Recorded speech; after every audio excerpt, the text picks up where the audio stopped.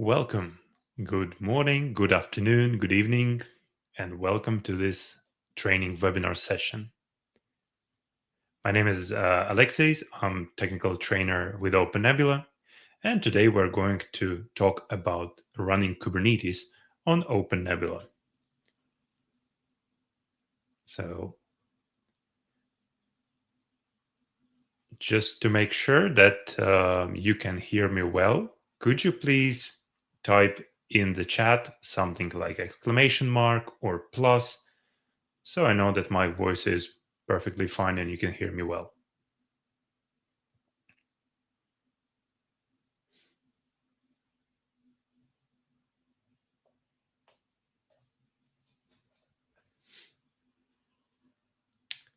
Thank you. All right. So let's begin. Let's begin with talking about the agenda. What are we going to perform today?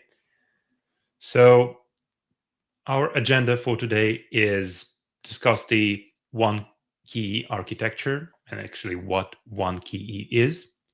We're going to look at the OneKE template, as well as we going to deploy OneKE and also discuss scaling.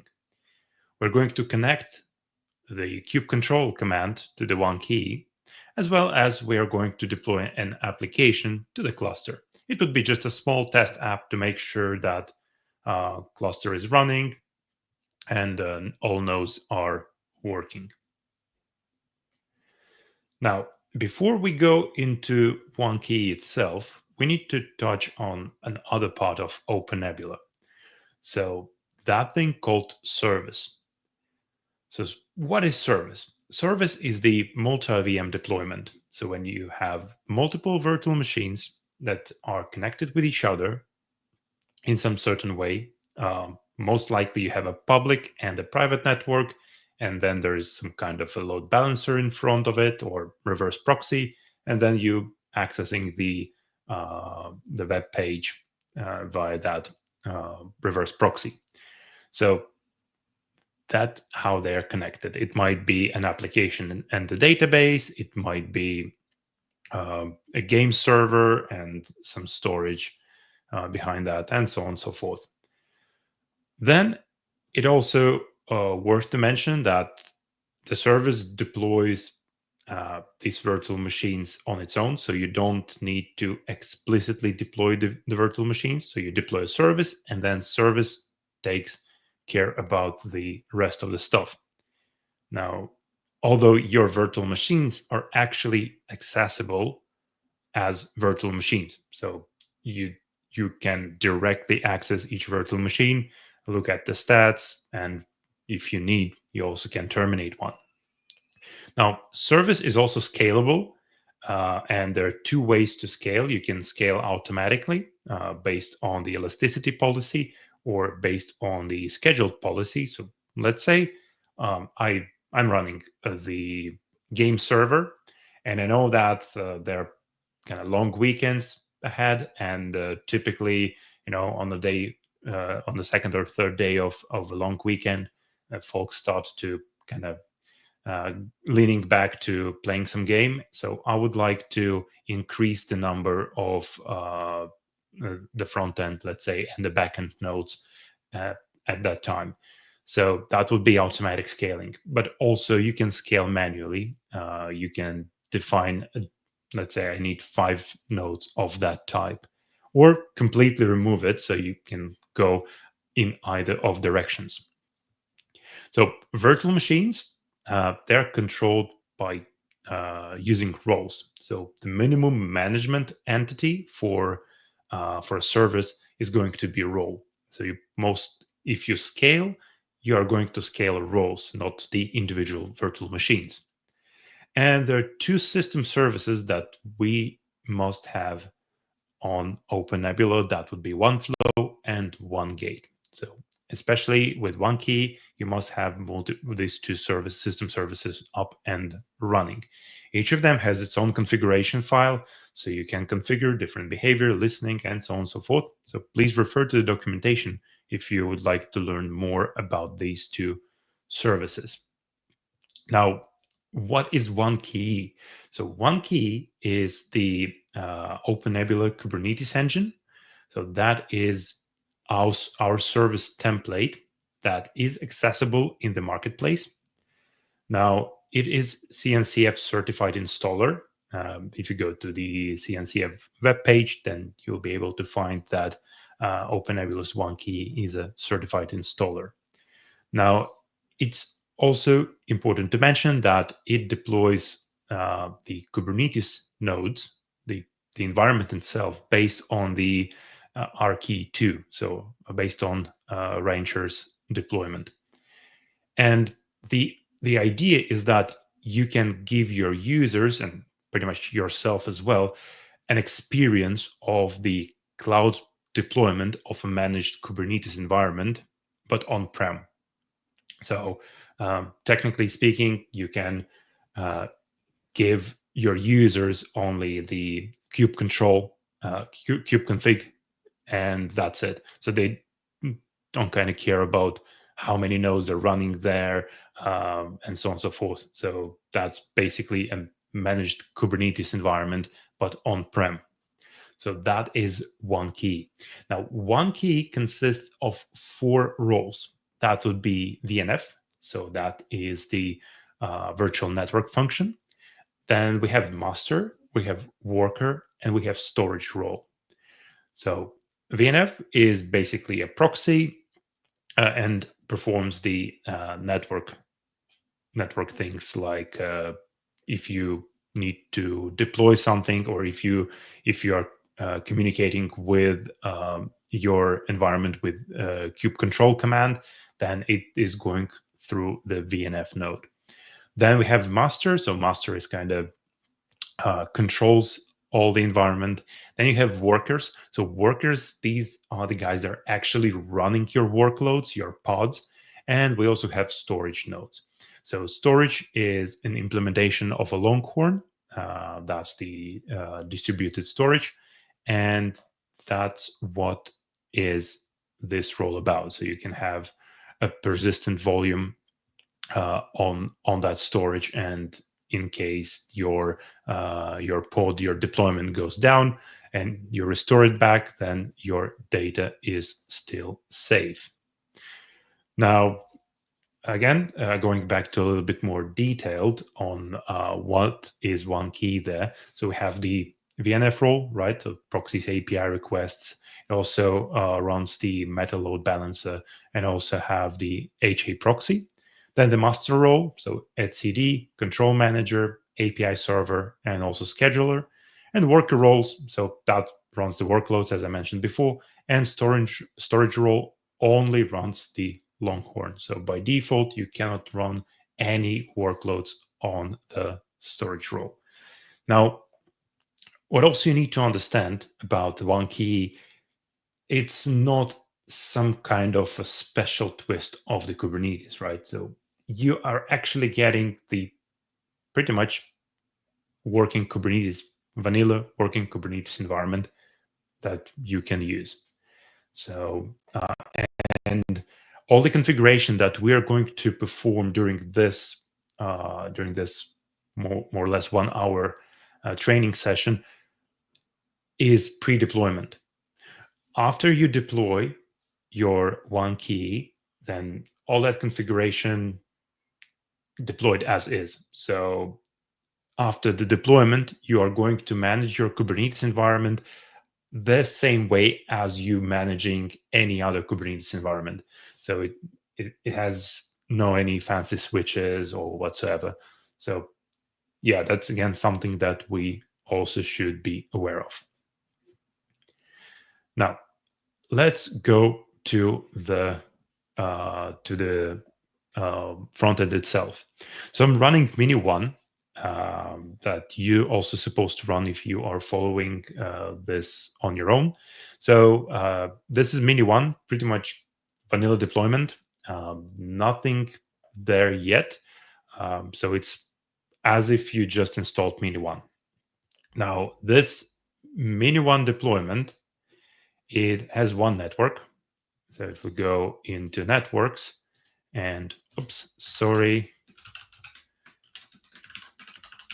my session timed out. Excuse me. Now, if we go to the virtual networks, you will be able to find one virtual network.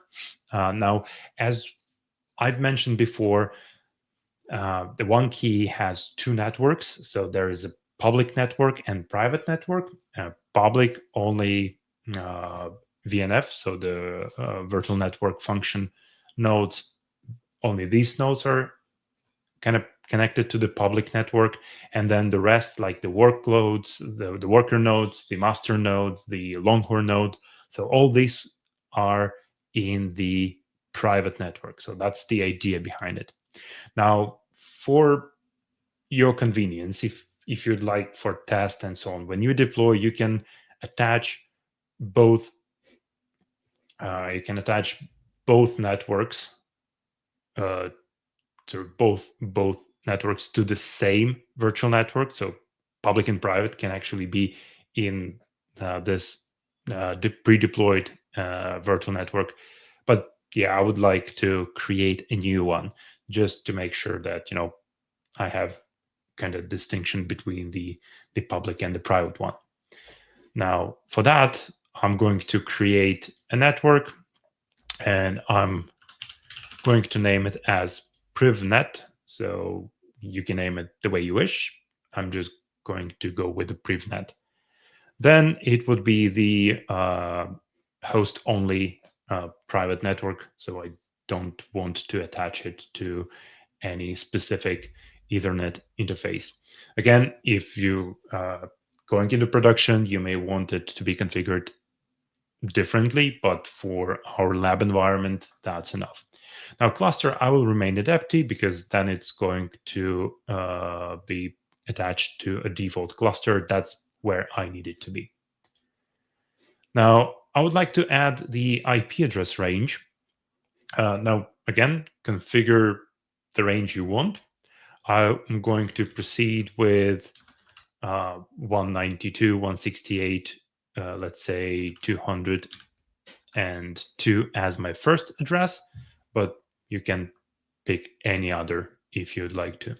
And the size of the network, so yeah, make it reasonably sized.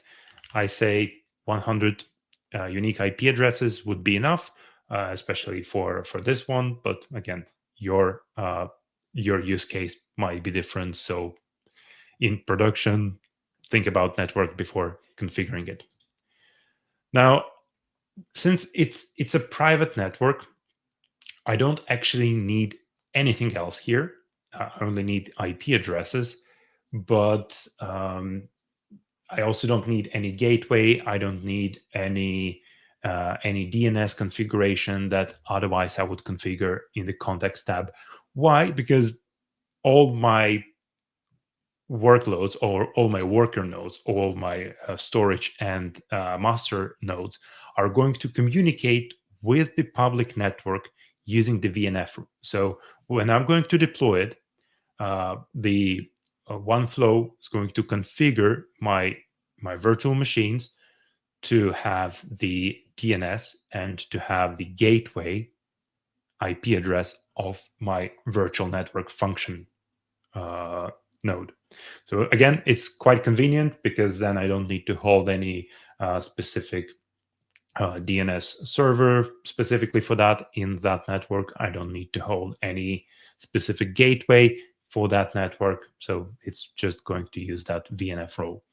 That's why in this scenario, it's totally fine to just leave it like that. All right, so the network is there. Now, what we also need to do is actually to download the service template. Now, as I mentioned, it can be found in the marketplace, so the default one. You can just search it if you'd like to, but if you type OneKE, you also can find some images here and there. So I would like it to be less confusing, and I will set type to service template. So it narrows down. And what we can find here, actually, we can find two versions, right? So there is the older version, 1.27, which kind of based on the previous OpenNebula release and also has some, let's say, less functionality when it minor functionality. So, and then we have the 1.29. So that is the latest and greatest. Plus, we have two options. We have the air gapped and we have the regular one. So air gapped, as name says, this one is suitable for air gapped environments. So that is quite useful if you don't have any network access, public network access on this node. But since I do have, the regular one is okay. Plus, air gapped would be a little bit heavier when it comes to the image size because it needs to download some extra tooling. That's why I would like it to be as fast as possible. Now, I would like to export all associated virtual machine templates and images. Now, I need to name the service and I also need to name the virtual machine templates. In my case, they can remain as is, but please note, if you would like to download it once again, you will need to rename that template afterwards. So because you cannot have two templates with the same name. Now, again, in my use case right now, it's totally fine to leave it as is, but you may want to rename it later. And data store. So to me, the default data store is totally fine. Now you may use network attached data stores in production. So again, please be aware that you need to use the correct data store that suits your use case. Mine is locally attached. It's totally fine. So to use the default one. Now, as you already seen from that small pop-up, right? So there are multiple things being imported. Now, service template itself, then virtual machine templates, then also images. Think with service template and VM templates, that's basically a bunch of text, right? So these going to be imported very quickly. Now, images, on the other hand, are the snapshots of a disk image, and these may take a while before you will see them under the images. Now, if you go to images, you can see that the storage and the master are still being downloaded, so they're still not ready. While, for example, VNF, being a pretty much lightweight one, is already there. Now, just give it a little bit of time, and again, it depends on how fast your network is, and so on and so forth. Now, virtual machine templates can be found under the VM templates. VM templates are quite important because your service on its own is basically an orchestrator, right? So your service will contain how many VMs to start, which role has which VM template, but it's still going to use those virtual machine templates. It's again something we kind of need to be aware of and don't delete whatever we don't need to delete. But also it gives us a flexibility because we have the default setting for the virtual machine templates, and you may want them to be different. So feel free to jump there and change these the way you wish. Now, you may see right here that we have only 3 templates. You may say like, hey, Alex, you told us there are 4 roles. Yes, there are 4 roles, the VNF, the master, the worker, and storage role. But the trick is that we are actually deploying worker role and master role from the same template. That is service OneKE 129 master. So that is the actual template. And then the post deployment configuration will configure it in the correct way so it appears either as the worker or as the master. Now, it's fine to do that, but let's say we have a use case where we would like our worker nodes to have a little bit different configuration, maybe more memory, more CPU, or anything extra. So that's where I like to clone the existing template and adjust it, and then start my worker roles from the separate template. And yeah, so that's easy to be done. We can use a command line for that. So first of all, let's use one template command line to list all our templates. Now, there's a default Alpine Linux, which comes from the Mini1 deployment. And also we have 3 templates. Now, what I would like to extract from here is the ID, right? Of course, we can use the names as well, but I prefer to use ID. First of all, it's shorter. Plus, then I don't need to be bothered about the escaping the white spaces or any special characters and so on and so forth. So the next would be one template, clone, and then the one that I would like to clone. So considering that both roles are deployed from the master node, or from the master virtual machine template, then I need to clone the template with the ID 10.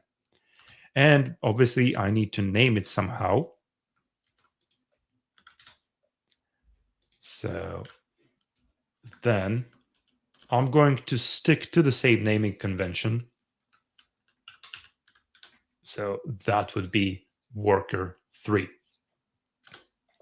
And that's it. Template cloned. And to be fair, to some point, I would actually prefer to clone all these templates and make my adjustments right there and keep the default templates in their default state. So in case I have any issues, in case I've messed up anything, I can quickly just revert back. So I don't need to go to a marketplace, look for VM or look for the template, try to import that. So I have their vanilla state stored and I can easily fall back to that one. So that would be my general workflow when it comes to templates. So clone, create and adjust your own template and leave the vanilla templates as is. I mean, but again, it's your own environment, so you can go and proceed the way you wish. Now, another thing to be aware of is that when we are cloning the template, we are only cloning the template. We are not duplicating the image.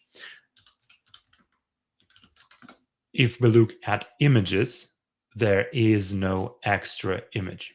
So the images are there. You may say like, hey, Alex, wait a second, there are 4 images. We had previously 3 templates. Why it's like that? Now, that is because we have 2 images, right? So we have 2 images. Now, these 2. So they both belong to the Longhorn storage node. One is for the operating system. Second one is for the storage itself. Now, every other virtual machine in this template, service template, will have only one image there. So only one, which is the operating system. Longhorn storage node has 2 images, one for the operating system itself, second one to keep your persistent volume replicas there. So again, it's quite important to be aware of. Now, you can, so by default, it's 10 gigs in size, the storage. You may increase it. You may increase it at the template level before deployment. You can also increase it after deployment and set it to, let's say, 40, 50, 60, whatever you wish. Now, but by default, it's 10. It's quite tiny. So if you deploy quite big application, you may need to scale it first and increase the size of that image. Luckily, it's very, very easy to be done. Right, but we still add the template thing, and I've made a clone of the template, and I would like to add a little bit more memory. So how I can do that? Again, it's one template update, and I need to, again, take the ID. In this case, my template was created with the ID 12. So I can just take it from that output. Otherwise, if I would clean the output of the console, then I just go back to one template list, and that's it. Everything will be listed.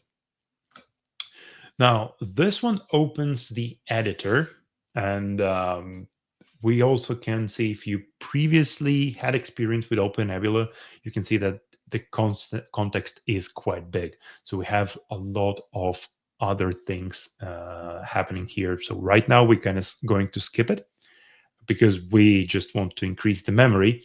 And we are going to touch these configurations slightly later. Now, with one template update, that basically opens in the text editor. In my case, that would be VI or Vim. And the rules are the same. So I for insert, and let's set it to 496. And then save it. So colon WQ, or Shift and press Z twice to save it. Right. So template is there, template updated, and it's a separate template. But still, that's only the virtual machine template, right? We have the service template. Now, service template is something that you're going to launch, and service template will orchestrate the rest of the stuff. Now we go to our service templates. That's where it is. Now we have some information already there, but yeah, just go with the standard update button and keep name as is. Now we go to extra. So that's where all the fun begins, right? So first of all, that's where you can adjust the network attachment and set different options for the network and name of the network and so on and so forth.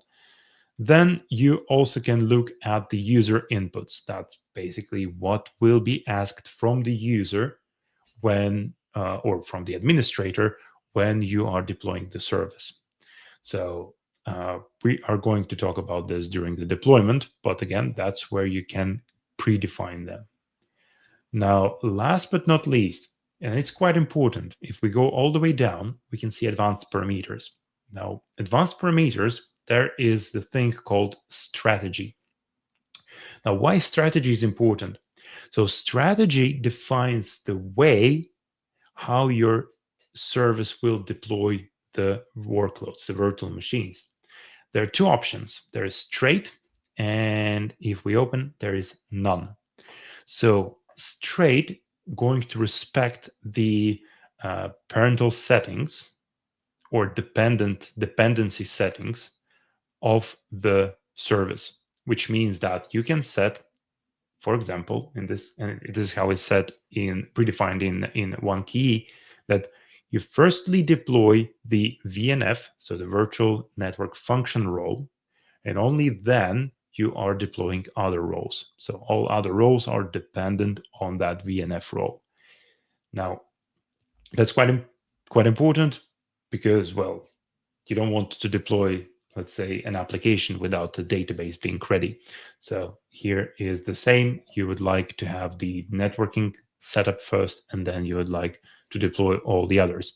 If you go with none, then it's just going to deploy all the roles simultaneously, which in this case is not something that we would like to have. There also is scheduled actions. So you may predefine some actions like perform the power off, the release, or the snapshot, or suspend, and so on and so forth at some certain time. So you may say it would reboot periodically, or it must create a snapshot periodically, or it must perform a backup periodically, and so on and so forth. So again, quite useful, and you can define it at the template level. Now, next is the role definition. Remember, as I mentioned before, service deploys virtual machines from the virtual machine templates. And role definition is where you actually define that. Now, also, what you define here is the dependency or parental role. So VNF is not depending on any role, and that means that it's going to be deployed without waiting for anything. Now we have master, worker, and storage, and master, worker, and storage all depend on the VNF. So only when VNF role is going to be deployed and is ready, then all other roles will be deployed. Now, then you also have your virtual machine templates. That's where you configure which virtual machine template to use. Now, we've changed only worker. So we've created the new template for a worker role. So that's where I would like it to redefine. Because as I mentioned before, by default, worker deploys from the same template as the master. And obviously, you can select only one. Now, next, what you can find here is the number of virtual machines. So number of virtual machines, that is how many VMs to deploy out of the box. So when you deploy a service, that's how many virtual machines will be started per each role. Now we have storage, which is set to 0. So by default, we are not deploying any Longhorn storage role node, and we can deploy it afterwards by just scaling it manually. Or you can change it and set to 1 or 2, or depends how many nodes you would like to give. Now I will continue as is, and I will deploy the storage node later. But yeah, you can change it to 1 straight ahead. And lastly, the role configuration. So again, that's where you configure networking. So let's say we can see at the worker role that worker only attaches will only be attached to the private network, not public, while the virtual network function role and the VMs in the virtual network function role will have both. They will have public and private. So you can run multiple of these roles, and with workers, it's pretty much straightforward. With storage, it's also pretty much straightforward. Scale it as you wish. Now, the VNF and the master is a little bit different thing.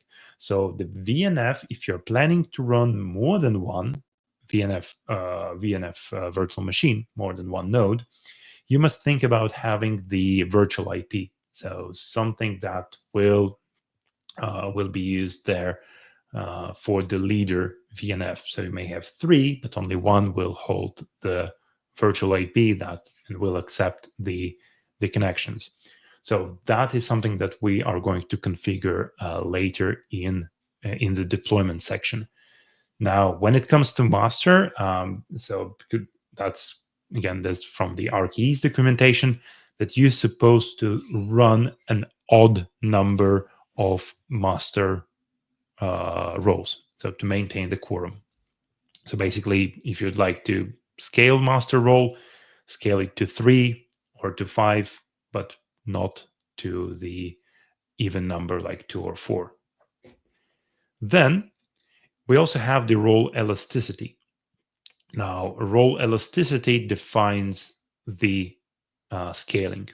So you may configure scaling based on a specific attribute of the VM, or you may define scaling based on a specific time. For example, every Friday, set the number of virtual machines to, let's say, 5. So something like that. It is also possible, and that's something that you're supposed to think about upfront. So once deployed, it's already deployed.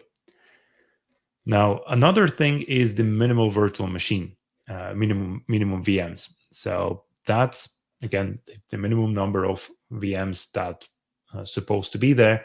And when you configure this, it should not be greater than what you've set in the role definition.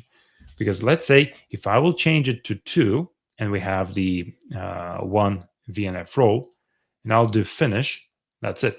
It's going to throw me an error, right? Because at the template level, your minimum number of virtual machines must be equal or lower than the number of VMs you deploy by default using the role definition. So keep that in mind. Luckily, you're not going to be able to save the template if you messed up it here. But again, this is just for you to not be surprised why you have an error. Right. Our template adjusted. And yeah, we can deploy that. Now you can deploy it from the service templates, or you can go to instances and deploy it from there, from services. Again, up to you, the way you wish. Now I'm going to deploy it from the services tab, not from the templates. Now your service must have a name, and please note that minimum 3 characters. So KHS, in my case, you can name it the way you wish, but yeah, minimum is 3 characters. And also number of instances. Here's the cool thing about it. You may deploy as multiple instances of the same service with the same configuration. So then just change number to anything here. But, well, at least one must be deployed, so I'm going to place 1 there. Next would be user inputs. That's where I need to place anything that I would like to be present from the Kubernetes functionality once it's deployed. If I'm not going to enable it here or not going to configure, then let's say installing a Longhorn or enabling any other additional functionality, it's already a matter of doing it the standard Kubernetes way, not by just switching some or toggling some radio button. Now, first thing goes to control plane endpoint virtual IP and default gateway. So control plane, that is the virtual IP for our VNF node. So if you're running multiple VNF, that's where you need to place it. So you're placing the virtual IP address of that VNF role here. Now, if you're placing any virtual IP there, you're also supposed to update the extra certificate sans to that virtual IP. Otherwise, you'll get the kubectl error when you are going to try to run any kubectl commands.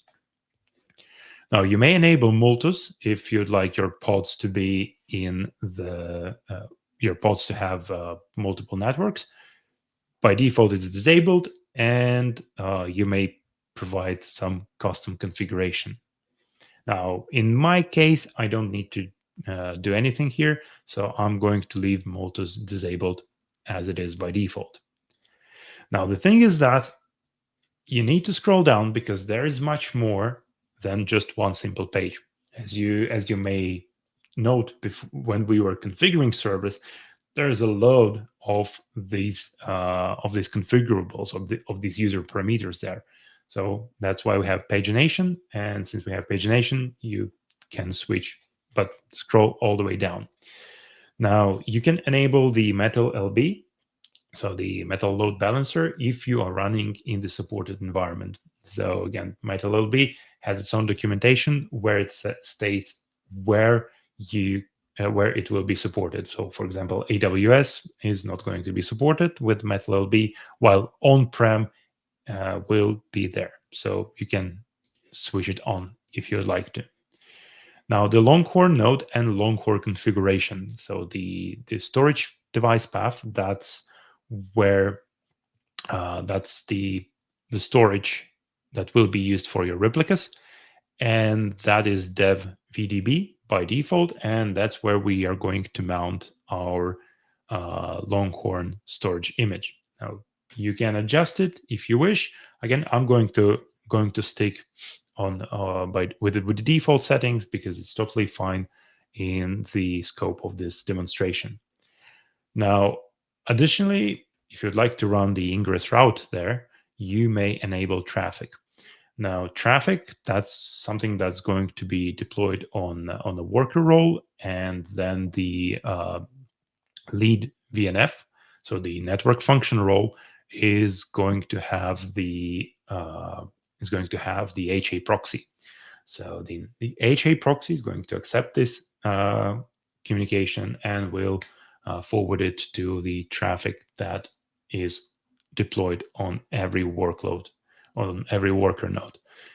I'm going to use it because I would like to. Again, totally up to you.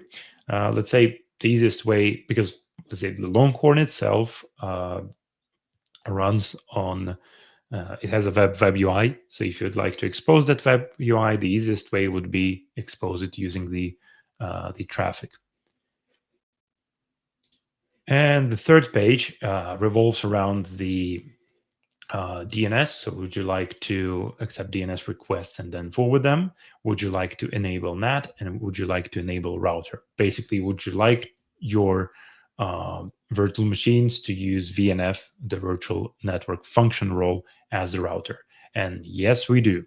I need the DNS, I need network address translation, and I also need the router.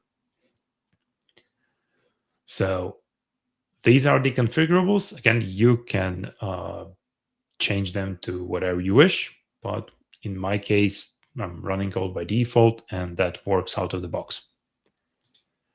Now, next one is you must attach your virtual network to a specific network within the service. We have to remember we have one public and one private.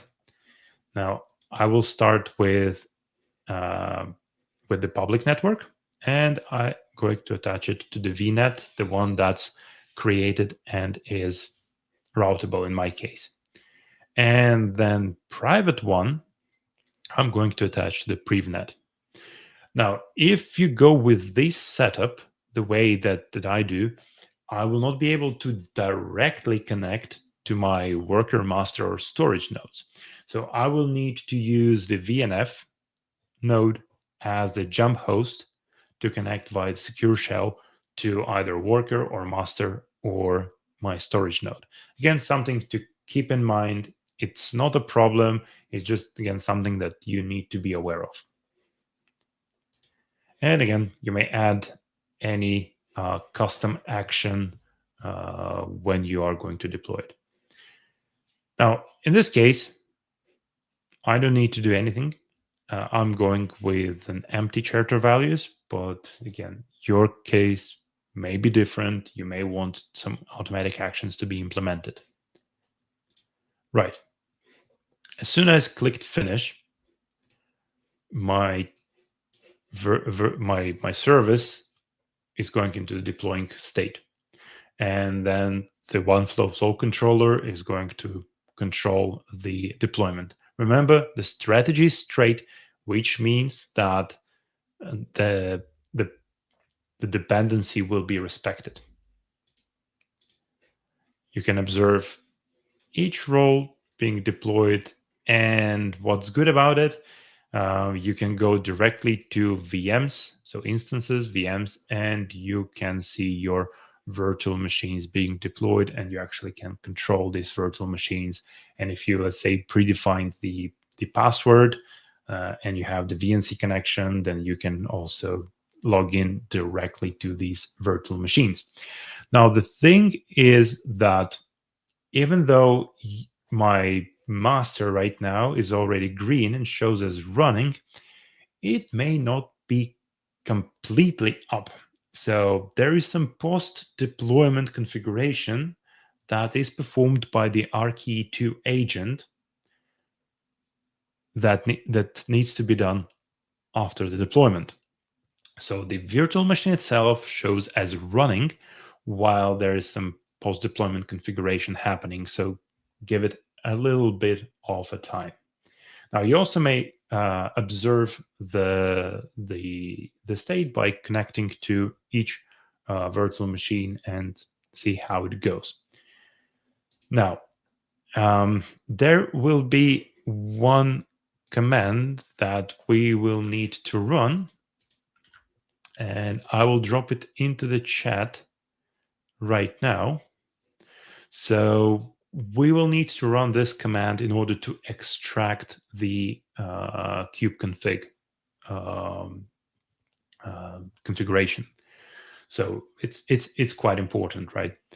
Now, previously, if we're talking about the service 1.27, you won't be able to extract it that way.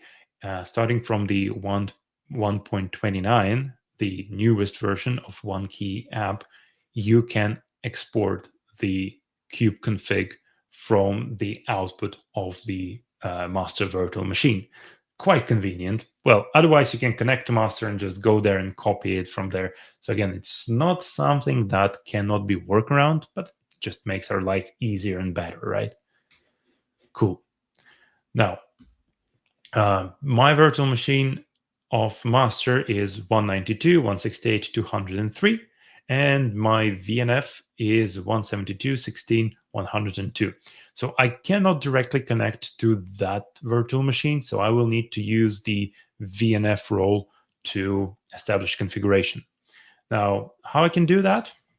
Typically SSH -a -j root. Remember that you need to connect it with root.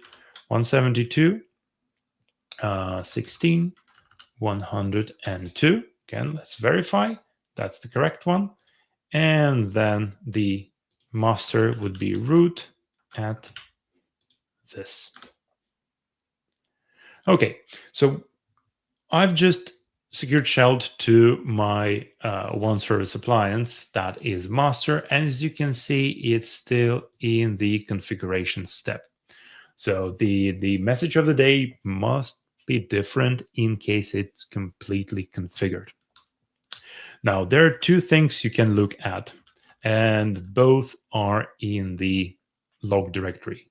So var log one appliance. So there is the install and configure log. The most interesting one would be the configure log. Excuse me. Tail -f, and that's where you can track what is the configuration currently doing and when it will be finished. So yeah, what we were always waiting is for configuration completed successfully. Now let me exit and connect to this node once again. As you can see, message of the day right now is different.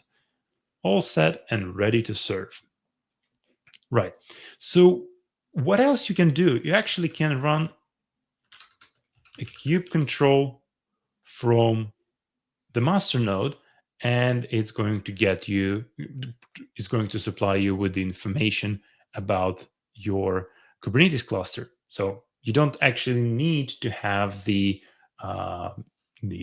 Kubernetes configuration and kubectl command on any other node outside of it.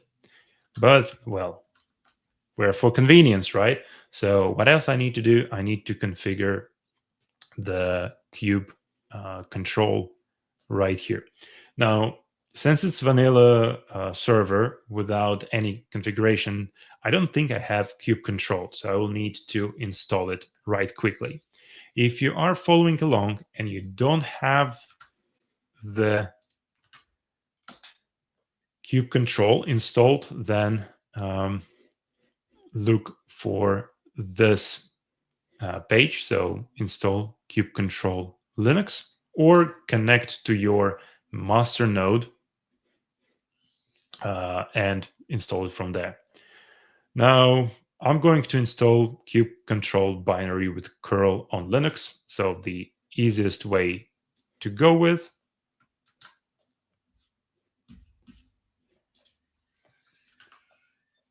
So, right. It is there. So it's installed. Remember, I'm running everything as one admin. Then I need to I've skipped the verification, and I'm just going to install it. Now, since I'm running as one admin, and this probably downloaded to this one, so let me just exit. Let's do like this, and do var lib1. Now, kubectl is there. Again, you may favor packages and installation from the packages. Totally up to you. I'm just going the easiest way at the moment. Now, going back to one admin. So I need to extract the kubectl configuration from the running master. Now, how to do that? Well, I need to get the ID or name of that master. But yeah, as I mentioned before, I prefer IDs. So what I need to do, I need to run one VM list and locate the master node. So if I would zoom a little bit out, I will see the full name, right? And the full name would also contains service something. So if we go right here, that will be service 6. Why we have service 6? Because if we go to services, the ID of this service is 6. That's why it appears also in the virtual machine name. So if you're running multiple services, let's say multiple OneKE services, then look for the one that you need, right? So in my case, I have only one, so it doesn't matter. And then I need to paste the command from the chat. Now that going to install, going to extract the OneKE kubeconfig. Now, the only thing I need to do, obviously, is to substitute the ID with the actual ID. And in this case, that is 12. Well, that's it. If I will run kubectl get nodes, I'll be able to print the nodes. So I have two nodes right now. One is the running control plane at CD and master, and basically second one runs nothing. So that is for the workloads. Now, what else I would like to do? I would like to scale the storage. So again, how we can do it? We can go the web UI way, or we can go an easier command line way. So that would be one flow, scale, then the ID or name of the service. So mine is 6. And then I need to name the role. So that is storage. And set the cardinality, so, or set the number of virtual machines I would like to run. And now, if I will do one flow top, I'm going to see that my KHS service is currently scaling. Quite important thing to be aware of is that after it scales, it goes into the cooldown period. So during the cooldown period, you cannot scale again in any of the direction. You cannot delete the service or do some kind of the action. So you need to wait for the cooldown period. And also, again, if we go to one VM list, storage might be already there, but it's not. It doesn't mean that it's already completed. So always check with kubectl get nodes and look when this new node had joined the cluster. So it's going into the not ready state, and after that it will be in the ready state. When it's in the ready state, well, yeah, then it is ready. So after we're going to deploy the storage node, so the Longhorn node is going to be there, I would like to deploy a test application. So test application is, if you follow along, is something that you can download from my GitHub. So that would be the tar archive. It contains like 5, 6, 7 YAML files. Each serves a specific purpose. So that it will deploy the test application, it will deploy the MariaDB, and it also exposes to services, and then is going to create the ingress route for that. Plus, additionally, it's going to claim the persistent volume, where it's going to place the virtual, is going to place the test application data of the MariaDB. Now, the link's supposed to be in the chat, so if you would like to follow along, then please download that. So you can use wget, you can use curl, whatever suit your needs to get the archive. Now, final check, kubectl get nodes, and we can see that our new node is there, and that is the Longhorn node, and it's recently up and running. Right, so let me extract the test application. So as you can see, I have the MariaDB. So one is for the deployment, one is for service. Then I have the MariaDB persistent volume claim to claim the persistent volume. And I also have the test application deployment to deploy the pod, then to deploy service, and then also to expose the test application to the IP address. So which IP address is going to use? It is going to use the VNF, so the virtual network function IP address. So I'm going to connect to that VNF. So again, depends on the routing. My routing is configured that way, so I can connect to this IP address from my computer. Yours might be different. If you are following along, you can use curl command from the OpenNebula server to that IP address to mimic the same thing that I'm going to do in the browser. So it's pretty much convenient, so you can follow along. Okay, quick thing is kubectl apply -f and then dot to apply everything. Oh, excuse me. Firstly, I need to go into that directory, right? Because there is nothing. Cool. Okay, so the deployment, MariaDB created, the persistent volume claim created, the service created, then the test app deployment created, ingress route is there, and service is there. Let's verify. So kubectl get pods. So test app is already there. MariaDB is still creating. So obviously MariaDB is a little bit bigger than the test application, which is on its own a Flask-based Python app that just serves some web page. Right. So kubectl get services.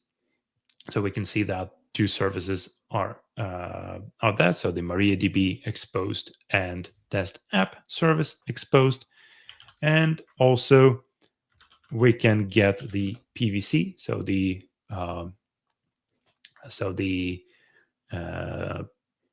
persistent volume claim also is there. So kubectl get ingress route is also created. Now kubectl, then let's do the final check on pods. And we also can see that all pods are running. So as I mentioned, we need to use the VNF.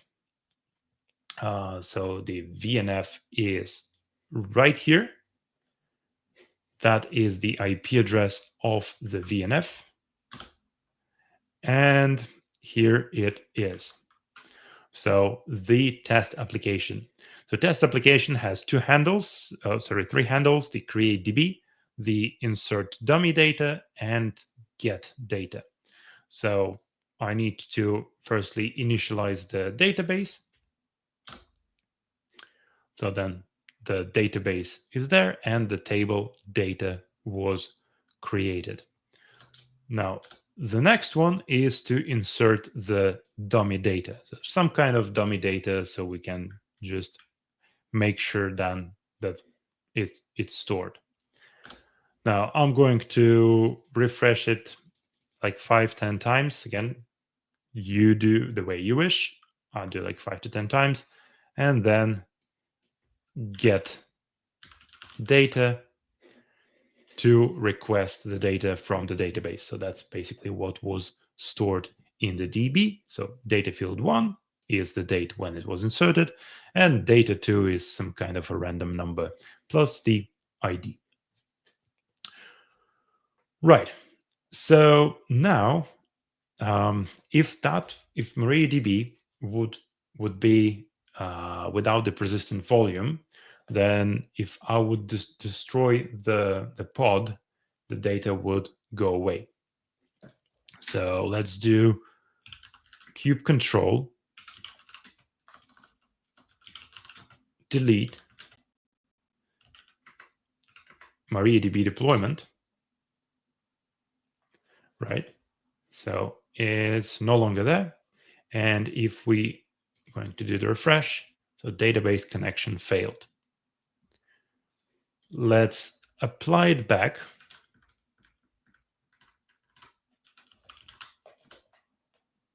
So kubectl get pods. Again, it will take a while for container to for pod to be created.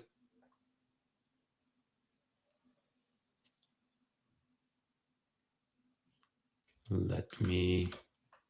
Okay, so it's up and running, and here it is.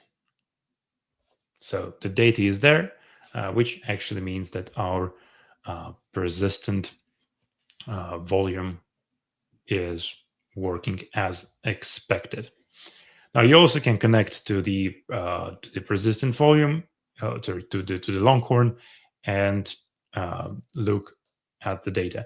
Now the backupping here is important. You're supposed to back up your VNF node. Sorry, not the VNF, your storage node, because if you delete all your storage nodes, then your data is also going to disappear. So backup right here is quite crucial.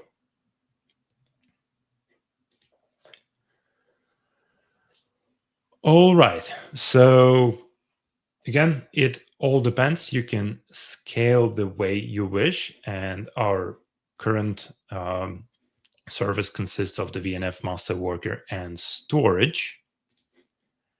But then it again depends on your server. So if you have more powerful server, you can deploy yet another. You can kind of scale it.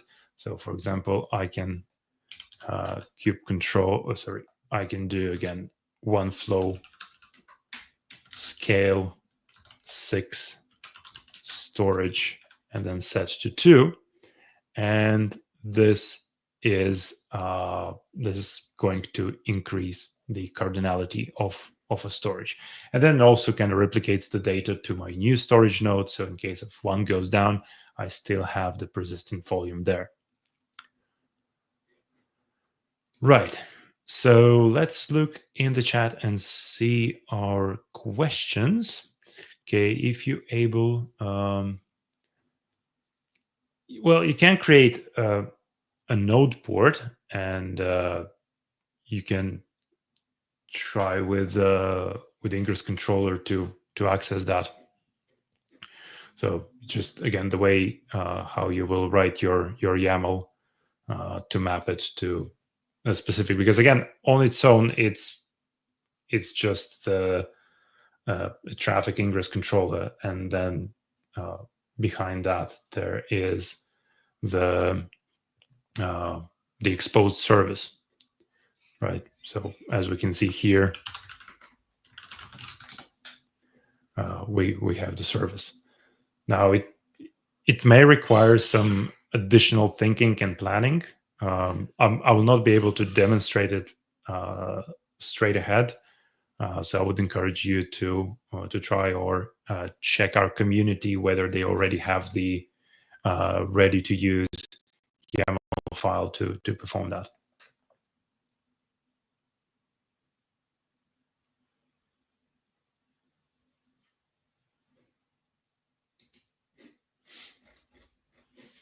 You also can try the MetaLLB and use the load balancer for instead of traffic. So again, it's something that may suit your needs better than this case.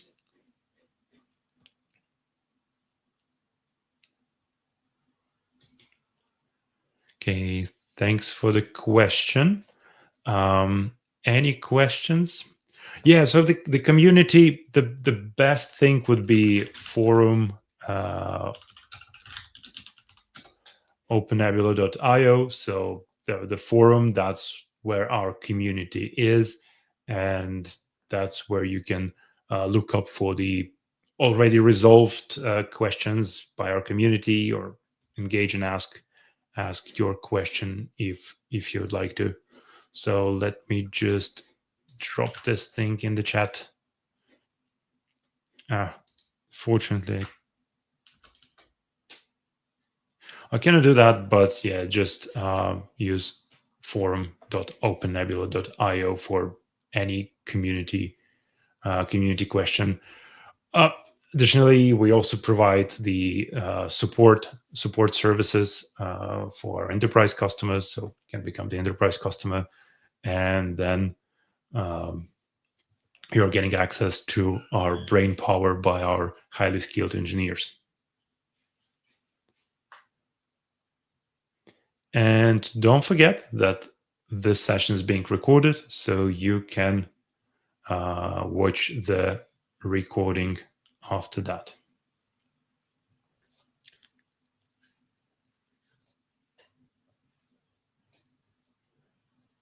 Yeah, you can use Cilium.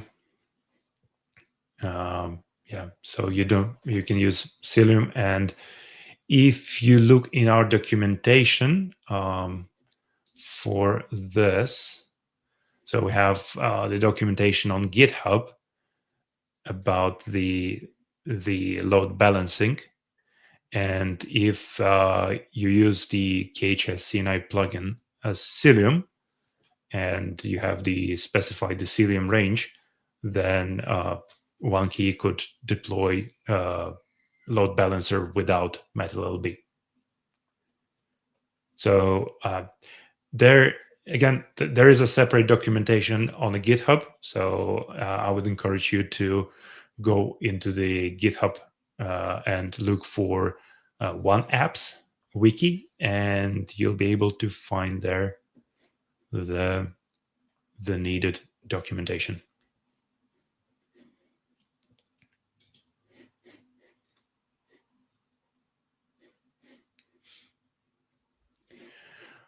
Right. So if no questions, stay tuned. We have a lot of cool webinars. So follow us and engage with our community, and see you next time. Thank you.